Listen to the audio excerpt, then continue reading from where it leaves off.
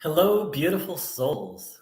A warm welcome to this video and this channel. If you're new, this channel is dedicated to helping people understand the difference between actual non-duality and modernized, fake, watered-down non-duality, often called Neo-Advaita. Welcome one and all. Very excited to be here today. Very excited to be alive. False non-duality took me to the brink of just absolute dysfunction. And, I had just the journey of overcoming Neo-Advaita, fake non-duality. There's layers after layers after layers. I'm amazed. And the layer that I'm peeling back today is the layer of false interpretation of spiritual experiences. So I knew nothing about non-duality. I saw a book of Ramana Maharshi once, and the back of the book said that Ramana Maharshi asked people to inquire, who am I? And so I just looked at his picture on this book. I'm like, okay, who am I? And I felt a few moments of peace, and then I just let it go. I was involved in other spiritual things, another type of Hinduism. And that was kind of my introduction to non-duality.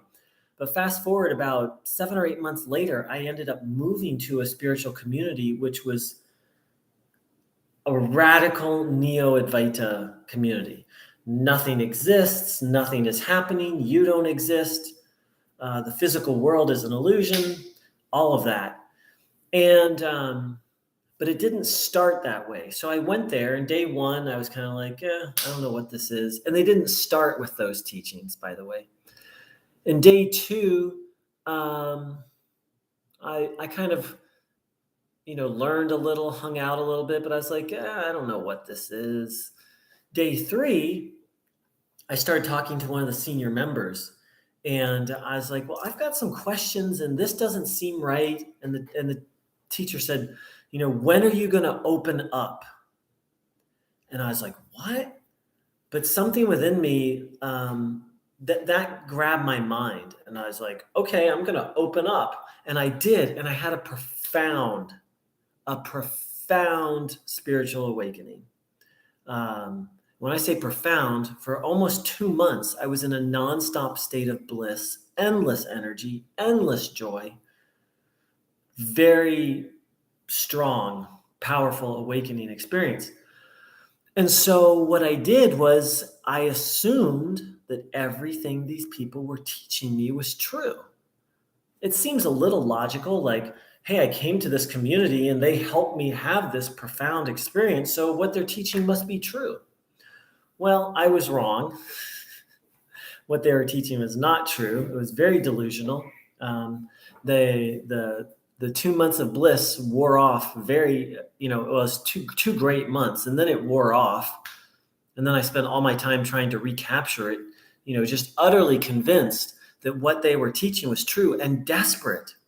I was just absolutely desperate to recapture those 2 months of pretty much endless bliss. I mean, I wish I had videos of me. I was just running around ecstatic and dancing and laughing and happy. And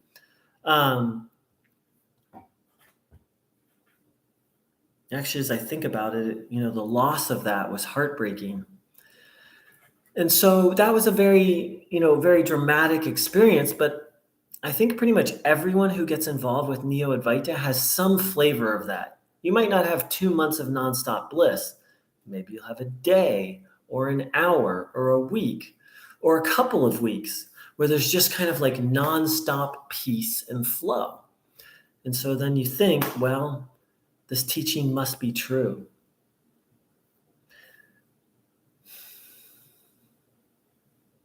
And then comes the desperation to recapture that. Like, I was so desperate to recapture that. I was like, forget everything else. Forget my family, forget my money. Luckily, I gave this organization some money. Luckily, I didn't give them everything, but many people who went to this group gave them everything. And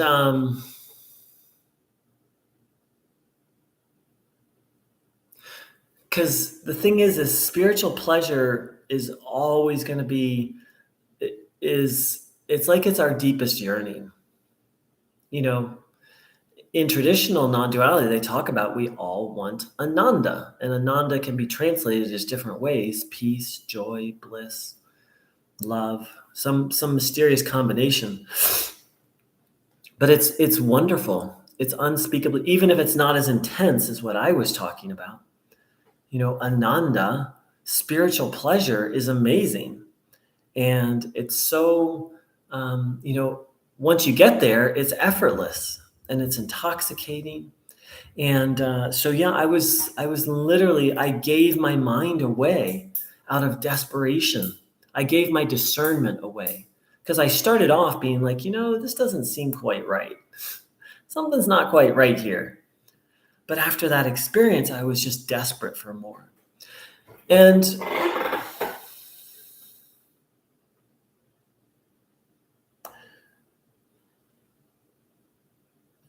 so one of the paradoxes of Neo-Advaita and just the spiritual world in general is someone doesn't have to be actually enlightened to be able to pass along some grace to you. There are many, many teachers out there who are not enlightened, who are actually delusional, and some of them quite evil people who, for some mysterious reason, they're able to pass along grace. They're able to pass along an energetic blessing. And so it's interesting because before I went to this community that I've just been sharing about to recover from a previous bad guru relationship. And this guy was really able to pump out the grace. Like, I'd never, as soon as I walked in the door of the first place, not the place I've been talking about, like just instant peace and bliss, like a palpable energy field. And being around this person, like everyone, they just would feel happy and joyful. But this person was an absolute narcissist, had no empathy, was constantly cheating people out of money. He was in his 60s and he serially dated people in their 20s. And let's see what else. He was making up his own teaching that was just in complete contradiction to other teachings. And yet he had this ability to just pump positive energy that would lift people up. So I fell for it. And then to recover from that, I went to this other community and it was even worse. So yeah, those are just a few of my thoughts. Open to questions and comments. For anyone who just joined, the short version of everything I just said was that in Neo-Advaita, you go to these satsangs and you hear this teaching, and oftentimes you'll feel good. You'll feel something positive. Or if you apply the teachings for a short period of time, you'll feel something good. And then comes the false interpretation, this must be true. And that's where the trouble begins, because that's a surrendering of discernment. And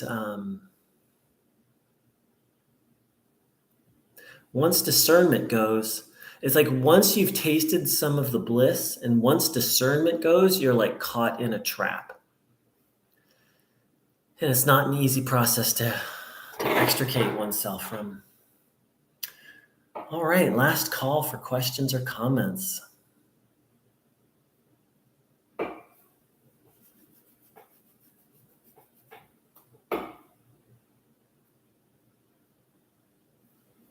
All right, well, thank you so much for taking the time to watch this video. I wish everyone a blessed, blessed day. Take care.